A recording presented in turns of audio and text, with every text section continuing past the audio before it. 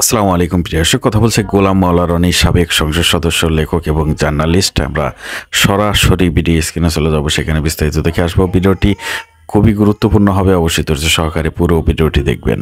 পরিণত হয়েছে।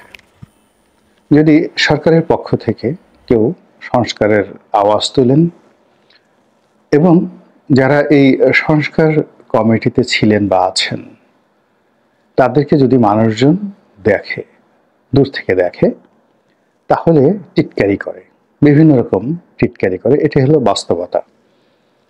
এবং আগামী দিনে এই সংস্কার নিয়ে সরকার যত বাড়াবাড়ি করবে ততই সরকার বিব্রত অবস্থায় পড়বে এবং যারা এই সংস্কার কমিটির হর্তাকর্তা বা হোতা, তারা আমাদের এই সমাজ দ্বারা বহিষ্কৃত হবেন, নিগৃহীত হবেন, ঠাট্টা এবং মশকরার পাত্রে পরিণত হবেন। বাংলাদেশের প্রকৃতি এবং পরিবেশ যারা বোঝেন তারা খুব ভালো করে জানেন যে আমাদের এই সমাজটি খুবই কনজারভেটিভ, ভীষণ রকম তারা যাকে বলা হয় আদি মন মানসিকতা ধারণ করেন। তাদের চিন্তা চেতনায় পরিবর্তন আনা কোনো অবস্থাতেই সম্ভব নয়। আমাদের দেশে অলি আল্লাহ গাউস কুতুবরা এসেছেন হাজার বছর আগে। হযরত শাহজালাল রহমতুল্লাহ আলাইহের জমানা থেকে যদি শুরু করেন তাও তো প্রায় 1000 বছর হয়ে গেল। তো এরপর থেকে বিশ্ববিখ্যাত অলি আল্লাহ গাউস কুতুবরা বাংলাদেশে ইসলাম প্রচার করেছেন। আর এখন বাংলা টেকনাফ থেকে তেঁতুলিয়া পর্যন্ত 90% মুসলমানদের মধ্যে কোরআন, হাদিস, ইজমা, কিয়াস থেকে শুরু করে ওয়াজ নসিহতের যে পালা এবং পর্ব, এটি চলছে। কিন্তু তা সত্ত্বেও বাঙালির রক্তে যে এজহারে তাজাল্লুল রয়েছে, সেই জিনিসটি এখনো পর্যন্ত যায়নি। আপনি যতই এখানে ইসলামাইজেশনের চেষ্টা করেন না কেন, এখানে বাঙালির মধ্যে বাউলবাদ, তারপরে নিমাই সন্ন্যাসী বা লালনবাদ, এই জিনিসগুলো যতটা জনপ্রিয়, ঠিক অতটা জনপ্রিয় কিন্তু বা সুফিবাদ, ইসলামের যে সুফিবাদ, মাওলানা জালালউদ্দিন রুমির যে সুফিবাদ, সেই সুফিবাদ যতটা জনপ্রিয় ততটা শরীয়তি জীবন আমাদের এই দেশের মানুষ পছন্দ করে না। এদেশের মানুষ লাউয়ের তরকারি খায়, লাউ দিয়ে আবার ডুগডুগি বানায়, আবার সাধের লাউ যে তাকে বৈরাগী বানিয়ে ফেললো, এটা নিয়ে তারা আবার গান রচনা করে। এদেশের প্রকৃতি এবং পরিবেশ সবসময় মানুষকে উদাস করে তোলে। মানুষ মাঝে মধ্যেই আনমনা হয়ে পড়ে, তাদের অনেক কিছু মনে থাকে না। এবং আপনি যদি তাদেরকে বড় একটা আঘাত করেন, এটাও যেমন তারা মনে করে না, আবার কাউকে যদি ভালোবাসেন, অনেক কিছু দিয়ে দেন, কৃতজ্ঞ হিসেবে এই জিনিসটি দীর্ঘদিন তারা আরব জাতির মতো মনে রাখতে পারে না। তো এই যে বৈশিষ্ট্য, আমাদের দেশের এই বৈশিষ্ট্যের কারণে এখানে আসলে কোনো কালই সংস্কার হয়নি। অনেকে চেষ্টা করেছেন, বড় বড় মানুষ চেষ্টা করেছেন। এখন ডক্টর মোহাম্মদ ইউনূস, শেখ হাসিনা, খালেদা জিয়ার জমানা ধরুন, এই সময়টাতে এদের পরে ধরুন তারেক রহমান সাহেব বা সজীব ওয়াজেদ জয়, যদি রাজনীতি হয় তাদের জমানা। তার আগে জিয়াউর রহমান, বঙ্গবন্ধু, এরশাদ সাহেবের জমানা ছিল। তো এরকম সব জমানাতেই আমরা গত 100 বছরে অনেক মহামানব পেয়েছি। শেরে বাংলা ফজলুল হক, হোসেন শহীদ সরওয়ার্দী, আব্দুল হামিদ খান ভাসানী। কিন্তু এই বাংলাদেশে একটা সময় ঈশা খান ছিলেন, মুসা খান ছিলেন, মীর জুমলা ছিলেন, মুর্শিদ কুলি খান ছিলেন, তারপর আলিবর্দী খান ছিলেন, তার আগে গিয়াসউদ্দিন আজম শাহ ছিলেন, ফখরুদ্দিন মুবারক শাহ ছিলেন, খুবই বিখ্যাত আলাউদ্দিন হোসেন শাহ ছিলেন, তার ছেলে নুসরাত শাহ ছিলেন, তারও আগে এই বাংলায় শশাঙ্ক ছিলেন, হর্ষবর্ধন ছিলেন। পাল সাম্রাজ্য 400 বছর অন্তত পক্ষে 10 জন বিশ্বমানের শাসক ছিলেন। মহিপাল, দ্বিতীয় মহিপাল, ওনাদের মতো শাসক এই বাংলা কল্পনাই করা যায় না। এখন এই যে মহাকালে আমরা যে সকল মহামানবদেরকে পেয়েছি রাজনীতিতে, লক্ষণ সেন, বনলাল সেন থেকে শুরু করে আরো অনেকে, এরকম 100 জন আপনি যদি শ্রেষ্ঠ মানুষ ধরেন, বিশ্বাস করেন এদের কাছে হোসেন শহীদ সরওয়ার্দী, শেরে বাংলা একে ফজলুল হক, তাদের জীবনের যে সফলতা, সেই সফলতা মানে ওনাদের সফলতা যদি আপনি হিমালয়ের সঙ্গে তুলনা করেন, তাহলে হিমালয়ের পাদদেশে একটা নুড়ির মতো মনে হবে এদের সফলতা, ওনাদের সফলতা। তো তারা কিন্তু ক্ষমতায় এসে এদেশের যে কৃষ্টি এবং কালচার, মন এবং মানসিকতা, এর বিরুদ্ধে গিয়ে তারা যেটাকে ভালো মনে করেছেন সেই কাজটি করার অনেক চেষ্টা করেছেন রাষ্ট্রশক্তি ব্যবহার করে, এবং তারা সবাই ব্যর্থ হয়েছেন। এবং সেই ব্যর্থতার ইতিহাস বড় নির্মম। আমাদের এই সমাজ কোনো অবস্থাতেই নতুন কোনো কিছু গ্রহণ করে না। এটি হলো আমাদের দেশের যাকে বলা হয় ট্র্যাডিশন। তো সেই অর্থে ১-১১ সময় এরকম যে সংস্কার করার চেষ্টা করা হয়েছে, কিংবা ধরুন বঙ্গবন্ধু তার সর্বোচ্চ শক্তি নিয়ে তিনি চেষ্টা করেছেন বাকশাল করার জন্য। জিয়াউর রহমান সাহেব হানা ভোট দিয়ে একটা ব্যবস্থা করার চেষ্টা করেছিলেন। এরকম অনেক কিছু আমাদের দেশে অনেক করার চেষ্টা করেছে, কিন্তু আলটিমেটলি এদেশের যে হাজার বছরের গণতান্ত্রিক চিন্তা চেতনা, বোধ, বুদ্ধি, এদেশের যে কৃষ্টি এবং কালচার, এদেশের যে ধর্মবোধ, অর্থাৎ এখানে মানুষ মসজিদে যাবে, তার সঙ্গে সঙ্গে কীর্তন শুনবে, আবার দুর্গাপূজাও দেখবে। তারা ওই যে সাপকে খুব ভয় পাবে। এর জন্য মা মনসার পূজা যে হিন্দুরা করে, এটি সেই আবহমান বাংলার যে দরিদ্র সে যতই ওয়াজ শুনুক না কেন, যে লক্ষ্মী পূজা, তারপরে শেষে সরস্বতী পূজা, তারপর যাকে বলা হয় এই যে মনসা পূজা, তারপর মনসা পূজার পরে আপনি দেখেন মনসা মঙ্গল কাব্য, এই জিনিসগুলো দলমত নির্বিশেষে সকলের মধ্যেই হাজার হাজার বছর ধরে একটা হৃদম তৈরি করে ফেলেছে, একটা ঐক্য তৈরি করে ফেলেছে। এখন এখানে আপনি যতই বিভেদ করার চেষ্টা করেন না কেন, এই বিভেদটা তৈরি এই বাংলাদেশের সম্ভব না। পাকিস্তানের সম্ভব, কিন্তু বাংলাদেশে এটা কেউ কখনো পারেনি। অনেকে চেষ্টা করেছে, অনেক বড় বড় সুফি সাধক থেকে শুরু করে অনেক বড় বড় ধর্মপ্রাণ শাসক আমাদের এই দেশে এসেছেন, তারা এই জিনিসগুলো পারেননি। দিনান্তে আলটিমেটলি আমাদের এই যে শুরুটা যেভাবে হয়েছিল, আমরা দ্রাবিড় বংশজাত, এখন এই দ্রাবিড় বংশজাত মানুষের হাড় কিভাবে গঠিত হয়েছে, মাংস কিভাবে গঠিত হয়েছে, অস্থি মজ্জা যেভাবে গঠিত হয়েছে, ওর সঙ্গে অভ্যাস, চিন্তা, চেতনা সবকিছু জড়িত। একইভাবে আপনি চিন্তা করেন যে এই জাতিগোষ্ঠীর গঠনে সেমিটিক জাতিগোষ্ঠী, কিংবা ধরুন অ্যারিয়ান জাতিগোষ্ঠী, যেটাকে বলা হয় আর্য জাতিগোষ্ঠী, অনার্য জাতিগোষ্ঠী, এই জাতিগোষ্ঠী ৫,০০০ বছর পরেও তাদের অভ্যাস পরিবর্তন করতে পারেনি। চৈনিক জাতিগোষ্ঠী ১০,০০০ বছরেও তারা তাদের অভ্যাস পরিবর্তন করতে পারেনি।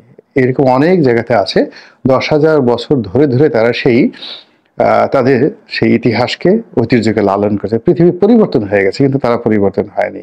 আপনি অস্ট্রেলিয়াতে যান, একই অবস্থা, আমেরিকাতে যান, ইংল্যান্ডে যান, একই অবস্থা। তো আমাদের এই যে যারা সংস্কার করবেন, এই সংস্কার করার ক্ষেত্রে বাঙালির যে নৃতাত্ত্বিক বৈশিষ্ট্য এবং অতি ইতিহাসের বিভিন্ন প্রেক্ষাপটে প্রতি ১০০ বছর পর পর আমাদের যে পরিবর্তনগুলো হয়েছে, ভৌগোলিক পরিবর্তন হয়েছে, রাজনীতির পরিবর্তন হয়েছে, ধ্যান ধারণার পরিবর্তন হয়েছে, এমনকি পোশাকের পরিবর্তন হয়েছে, এমনকি চেহারার পরিবর্তন হয়েছে এভরি 100 ইয়ার্স।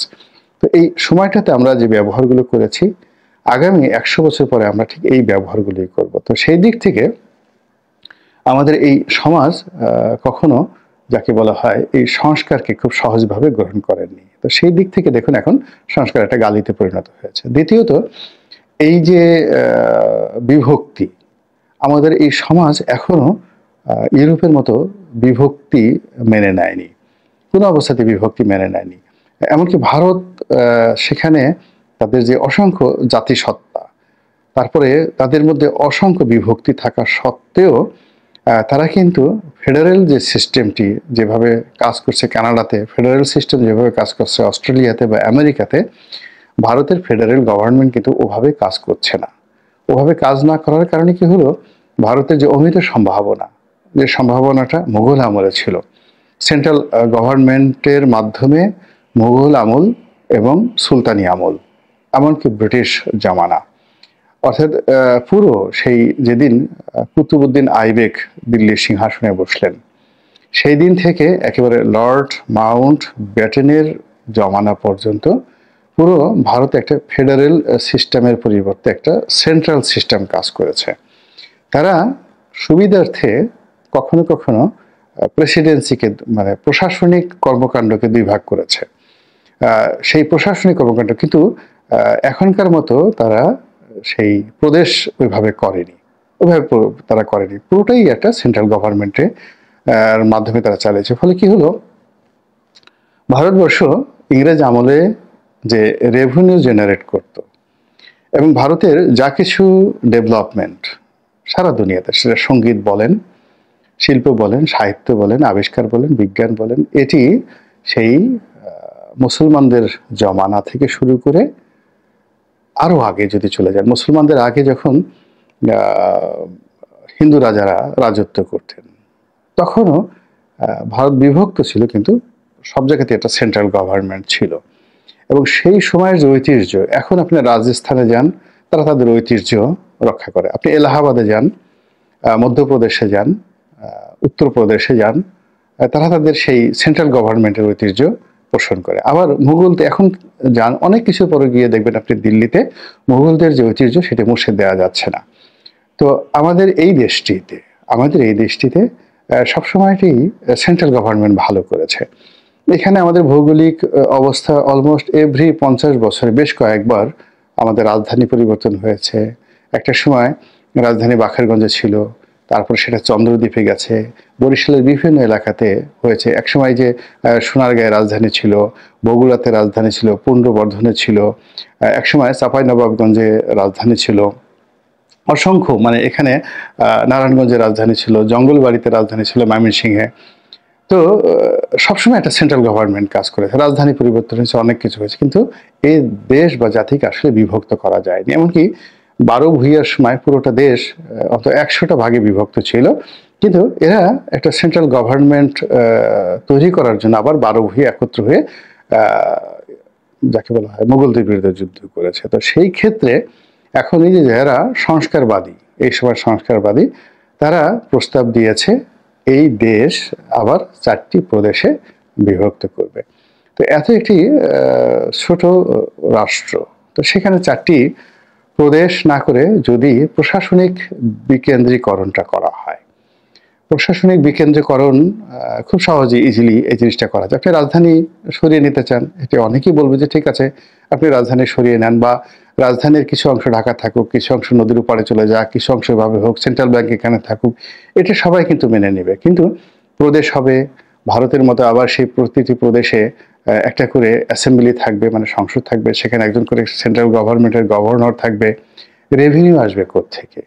এই যে প্রদেশগুলো যে বিভক্ত করা হবে, সেখানে আলাদা সেক্রেটারিয়েট হবে, সেখানে আলাদা রাজ্য সরকার হবে, সেই রাজ্য সরকারের জন্য আলাদা ভাতা হবে। কিন্তু বরিশাল বলেন, তারপরে খুলনা বলেন, সেখানকার যে প্রদেশ হবে বা প্রাদেশিক যারা গভর্নর হবেন কিংবা প্রাদেশিক মুখ্যমন্ত্রী যারা হবেন, তারা তো তাদের ওই এলাকা চালানোর জন্য এখন যে পরিবেশ পরিস্থিতি, সেই পরিবেশ পরিস্থিতিতে তারা 20%ও তাদের রেভিনিউ তারা জেনারেট করতে পারবে না। আমাদের দেশে দেখেন পৌরসভাগুলো আমরা ভালো করতে পারছি না কেন? এর কারণ হলো আমরা রেভিনিউ জেনারেট করতে পারছি না। কিন্তু ফেডারেল সিস্টেমের একেবারে প্রধান যে বৈশিষ্ট্য, সেই বৈশিষ্ট্য হলো যে প্রতিটি রাজ্য তার নিজস্ব আয় এবং রোজগার দ্বারা নিজেদের উন্নয়ন সাধন করবেন। অল্প কিছু ক্ষেত্রে একেবারে যেগুলো SOS, সেভ আওয়ার সোল, এরকম ক্ষেত্রে তারা কেন্দ্রীয় সরকারের সাহায্য চাইবেন। এখন ধরুন আসামে গিয়ে দেখেন যে সেখানে এত দারিদ্রতা, কিংবা পশ্চিমবঙ্গের সঙ্গে আপনি মুম্বাইয়ের তুলনা করতে পারবেন না। মুম্বাই যে রেভিনিউ জেনারেট করছে বা গুজরাট যে রেভিনিউ জেনারেট করছে, সে অনুযায়ী কিন্তু সেই জায়গাটি উন্নত হচ্ছে। কিন্তু আপনি যদি উড়িষ্যাতে গিয়ে দেখবেন যে আমাদের বাংলাদেশের সবচেয়ে দরিদ্র এলাকা, তার চেয়ে সেখানে দারিদ্রতা প্রকট হয়ে পড়েছে। কিন্তু বাংলাদেশে যদি এরকম বৈষম্য হয়, অর্থাৎ ঢাকা শহরের আপনি ঢাকা বিভাগ করলেন, এখন ঢাকা বিভাগের জিডিপি বা ধরুন পার ক্যাপিটা ইনকাম হয়ে গেল $10,000, আর আপনি বরিশাল বিভাগে দেখা গেল যে পার ক্যাপিটা ইনকাম $1,000 হয়ে গিয়েছে। তো এই বিষয়গুলো সিলেট বিভাগে গিয়ে দেখবেন যে সেখানে হয়তো $6,000 হয়ে গেছে। এর ফলে কি হলো, একটা গৃহযুদ্ধ অনিবার্য হয়ে পড়বে এই ছোট দেশে। এখন যারা এই কাজগুলো করেছে আমি দেখলাম যে তারা সবাই বয়স্ক লোক, এবং এই বয়স্ক মানুষগুলো বেশিরভাগই আমলা ছিলেন, এবং এদের জ্ঞান এবং যে গুণাবলী এগুলো হলো প্রশাসন চালানোর ক্ষেত্রে। কিন্তু ইতিহাসকে বিশ্লেষণ করা, সেই বিশ্লেষণ করে একটা জাতির সত্তাকে বিশ্লেষণ করা, জাতির আশা আকাঙ্ক্ষা তুলে ধরার মতো যে ধী শক্তি এই সংস্কার কমিটির কোনো লোকের আছে আমার মনে হয় না। এমনকি মোহিত সাহেব, এই যে উনি সচিব ছিলেন, এনবিআর চেয়ারম্যান ছিলেন, বেশ বয়স্ক মানুষ এবং খুবই মেধাবী একজন মানুষ, কিন্তু যে বিষয়টা নিয়ে তিনি করেছেন সেই বিষয়ে আমার কাছে মনে হচ্ছে না তার কথাবার্তায় বা তার আচরণে তার এই বিষয়ে, এরকম একটা বিষয় সংস্কার করার মতো যথেষ্ট জ্ঞান এবং গরিমা আছে। ফলে কি হলো, ডক্টর মোহাম্মদ ইউনূস সরকার ক্ষমতা আসার পর কাজের কাজ কিছুই তিনি করতে পারেননি। অকাজের অনেকগুলো উইংস তিনি আলটিমেটলি খুলে ফেলেছেন, আর তার যে কর্মকাণ্ড, তার সরকারের যে বিধি ব্যবস্থা, এগুলোকে জটিল করে ফেলেছে। আর জটিল করার ফলে কি হলো, তার যে দৈনন্দিন কর্মকাণ্ড, সেটা নির্বাচন হোক, ইকোনমি হোক, অ্যাডমিনিস্ট্রেটিভ ব্যবস্থা হোক, আইন শৃঙ্খলা হোক, কোনোটারই কোনো দফা রফা হচ্ছে না। ফলে দেশ রীতিমতো রসাতলের দিকে এগোচ্ছে। আল্লাহ আমাদের সবাইকে হেদায়েত দান করুন এবং হেফাজত করুন। আসসালামু আলাইকুম রহমতুল্লাহি ওয়া বারাকাতুহু।